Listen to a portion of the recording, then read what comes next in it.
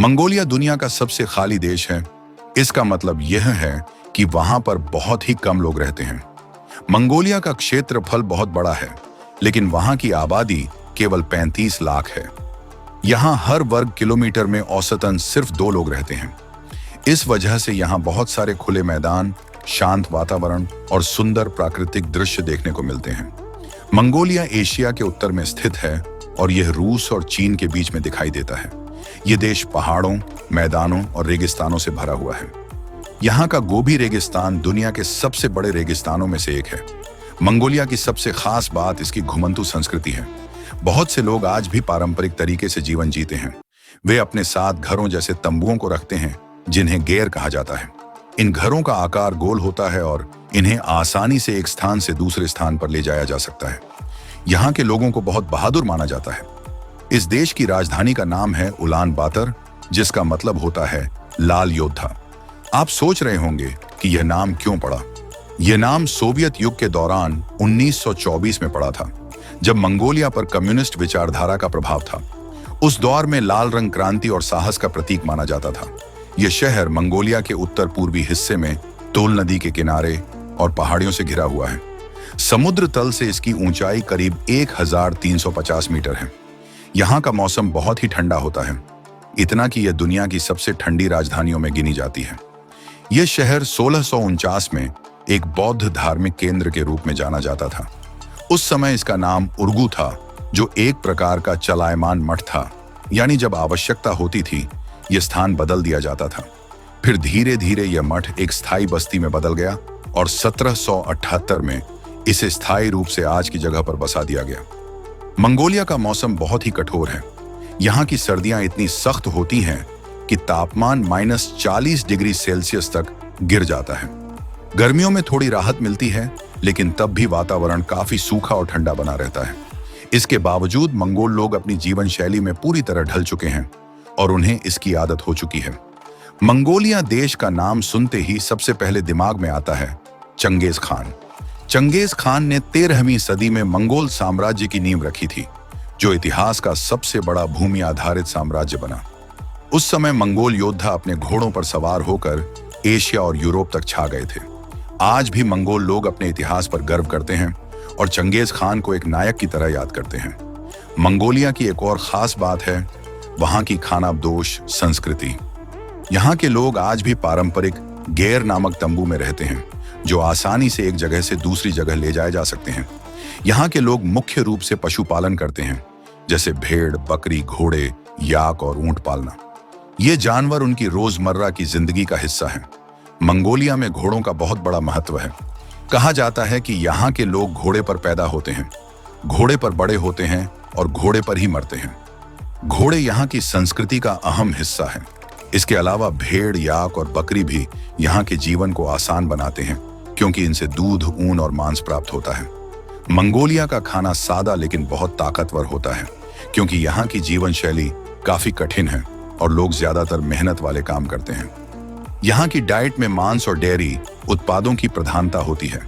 सबसे अधिक खाया जाने वाला मांस याक, भेड़ और घोड़े का होता है।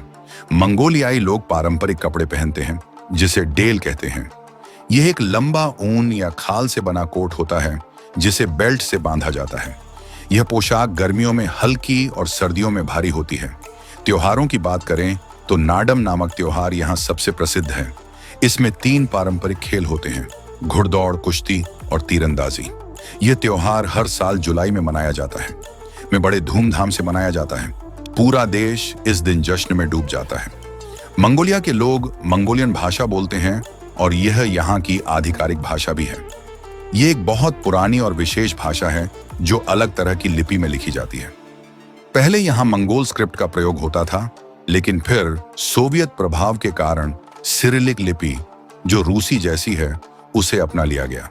अब फिर से पुरानी मंगोल लिपि को वापस लाया जा रहा है। अंग्रेजी भाषा का भी यहाँ पर चलन बढ़ रहा है, खासकर युवाओं में। मंगोलिया में मुख्य रूप से बौद्ध धर्म का पालन किया जाता है, विशेषकर तिब्बती बौद्ध परंपरा का। आप मंगोलिया में बहुत सारे सुंदर और प्राचीन मठ देख सकते हैं। यहाँ के सबसे प्रसिद्ध मठों में से एक है गंधान मठ। इसके अलावा पुराने समय में शमन धर्म भी बहुत प्रचलित था, जिसमें प्रकृति की पूजा की जाती थी। आज भी कई लोग इस परंपरा को निभाते हैं। मंगोलिया की अर्थव्यवस्था मुख्य रूप से खनिज पर आधारित है। यहाँ सोना, कोयला, तांबा और यूरेनियम जैसे खनिज बड़ी मात्रा में पाए जाते हैं। इसके अलावा पशुपालन भी अर्थव्यवस्था का एक बड़ा हिस्सा है। पर्यटन भी धीरे धीरे बढ़ रहा है क्योंकि लोग यहाँ की संस्कृति और प्राकृतिक सुंदरता को देखने आते हैं। मंगोलिया में चलने वाली मुद्रा को टुग्रिक कहा जाता है। यहाँ के लोग पढ़े लिखे हैं। लगभग 98% आबादी साक्षर है। ज्यादातर बच्चे स्कूल जाते हैं और कई युवा विदेश जाकर भी अपनी पढ़ाई पूरी करते हैं। हालांकि ग्रामीण इलाकों में सुविधाएं थोड़ी कम हैं, लेकिन सरकार इन्हें बेहतर बनाने की कोशिश कर रही है। यहाँ के लोग सादा जीवन जीते हैं, लेकिन अपनी परंपराओं के प्रति बहुत जागरूक हैं। भले ही मंगोलिया एक पारंपरिक देश है, लेकिन तकनीक के मामले में यह पीछे नहीं है।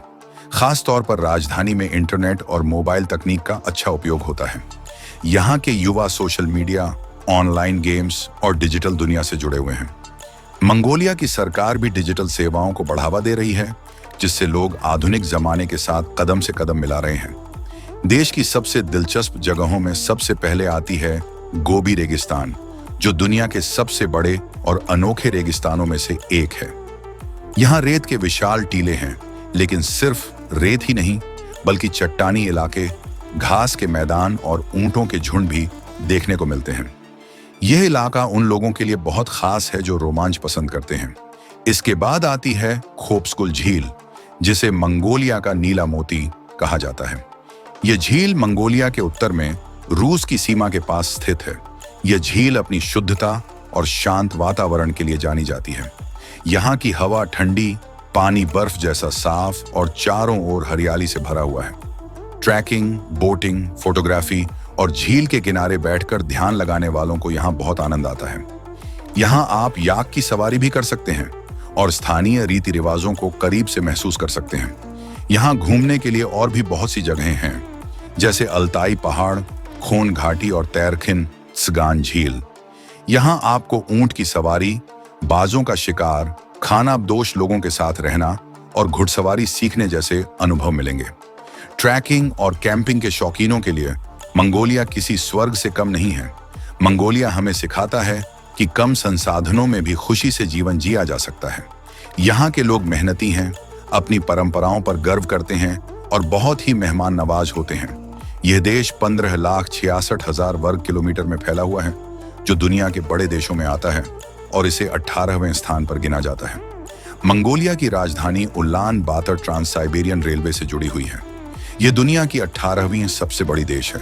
सबसे लंबी रेल यात्राओं में से एक है, जो रूस से होकर चीन तक जाती है और मंगोलिया के बीच से गुजरती है।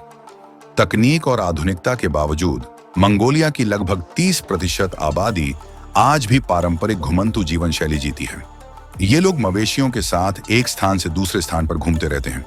तो दोस्तों, अगर आपको मंगोलिया देश की हमारी ये वीडियो, जानकारी और मेहनत अच्छी लगी हो, तो इसे एक लाइक दें, शेयर करें और चैनल को सब्सक्राइब कर बेल आइकन जरूर दबाएं, ताकि आने वाली नई वीडियो आपको सबसे पहले मिल सके। हम मिलेंगे अगली वीडियो में। तब तक के लिए नमस्कार। अपना ख्याल रखें।